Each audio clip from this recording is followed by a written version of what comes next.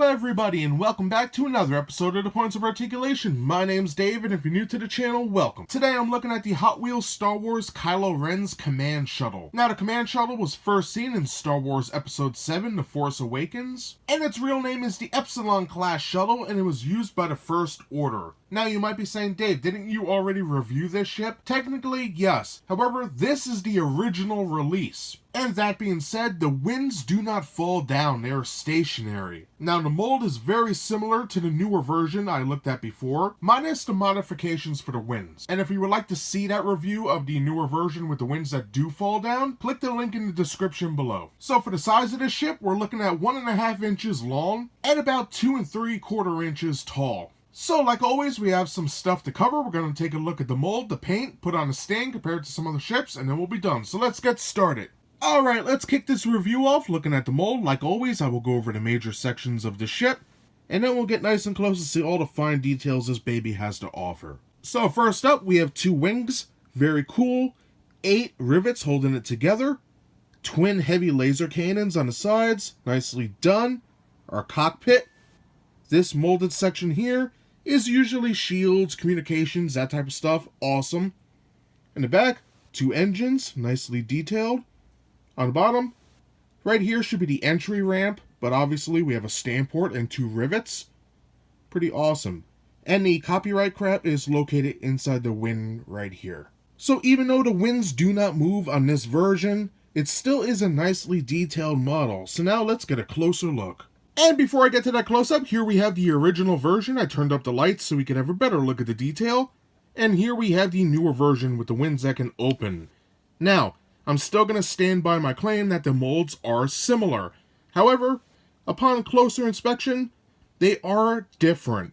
And that's mainly due to the gimmick with the wings. First of all, the bottoms of the ships are very different. You can see on the newer version, it's modified for the wings.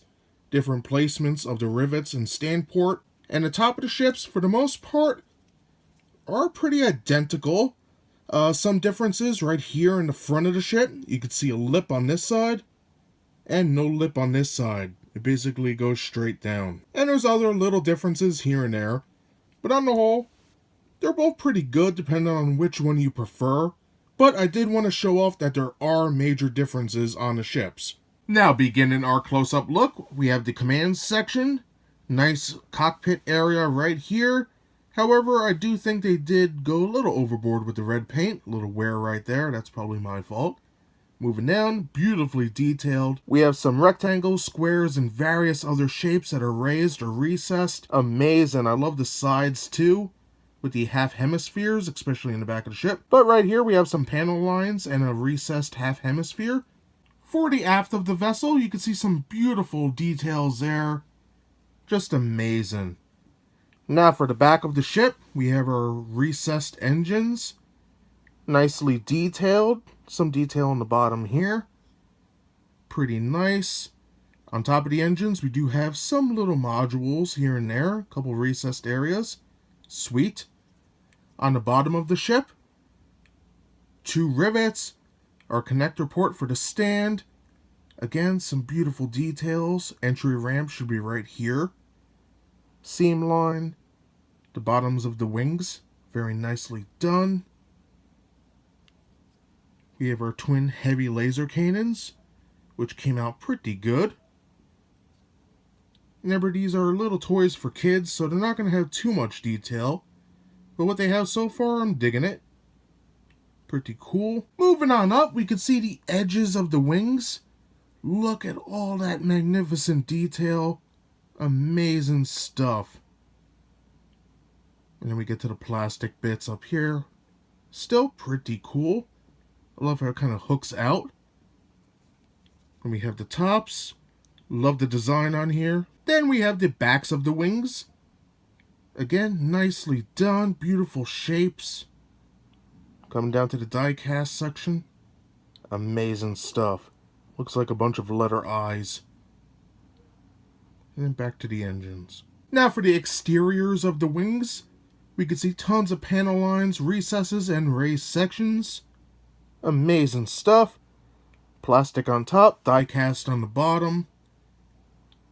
Pretty cool. I love these sections right here. Nice. And it's the same for the other side. No major differences whatsoever. Pretty cool. And then finally we have the interiors of the wings. A little hard for me to get in there because of the lighting. This is a very black ship. But it's pretty cool. We got tons of panel lines, raised and recessed sections. Of course, our 4 rivets. Moving on up. I love the detail right here. Amazing stuff. Moving on up. Awesome. I love the detail. And I love how the panel lines aren't really much panel lines, but trenches, because the paneling, as you can see right here, is raised up, which is awesome. Pretty sick. And that's everything I have to say about the mold. In short, is it the best? No. Is it the most accurate? Nah. But it's pretty cool, and I do have to say, I love the wings and the way that they're paneled. I think that looks awesome. So now let's take a look at the paint. And now it's time for that paint. Kylo Ren's command shuttle has about 5 different colors on there. First of all, we have red, what looks to be a very glossy black, or a very glossy metallic dark gray for the engines. A little hard to see, but it is a different color compared to the rest of the paint. Blue inside of the engines. Then we have a nice, I would say a glossy black for the bottom of the wings, the sides and backs of the wings, the command section, and bottom of the craft. Very nice, reflects light quite good, and even the aft section. Now the last color is a nice matte black for the plastic section of the wings.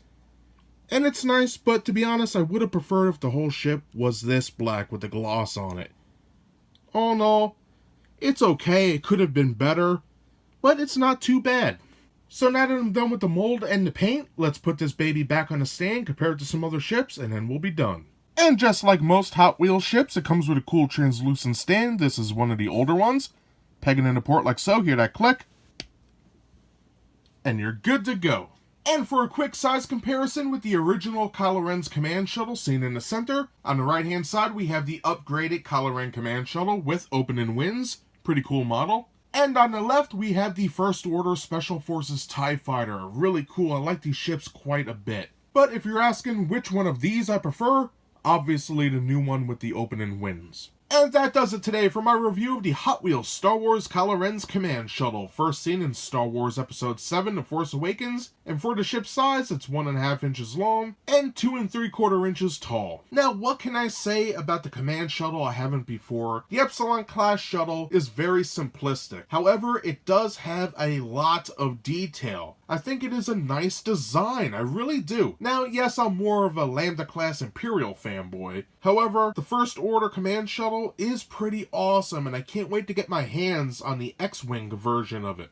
Now, looking at the Hot Wheels ship we see before us, I think Mattel did a decent job at trying to capture the ship. Very nice stuff, I really have to say. The paneling and the little molded sections, especially on the wings and the command section, beautiful. Paint, it could have been better. It's alright for what it is, which is a $3.99 kids toy, but I really wish we got a version of this with that beautiful glossy black paint over the whole entire wing set, from top to bottom. And the paint's not all bad. I really love the recessed engine in the back with the blue paint. I think that came out great. And it also comes with a translucent stand. Now, I prefer the newer stands. However, it does fit in with the original ships, so I guess it works.